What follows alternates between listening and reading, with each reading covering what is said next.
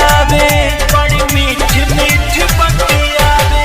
रोजे बुलेट पर हमके घुमावे, खूब शहर के हवा खियावे। ढके पाजा में हमके पलंग पर बड़ी मीठ मीठ बतियावे।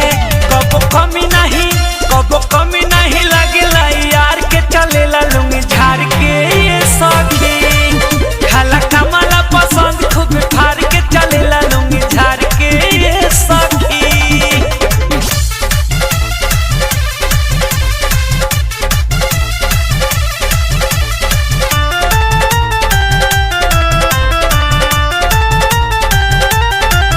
सखी मरद है मेरा नमूना, हम हई ओकर झुनझुना। अजित आनंद के करी का बड़ाई, रोशन माजा मिलेला दुगुना, रोशन माजा मिलेला दुगुना।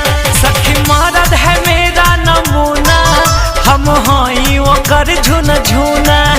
अपू चंदन के करी का बड़ाई, रोशन माजा मिलेला दुगुना। रखे दिलवा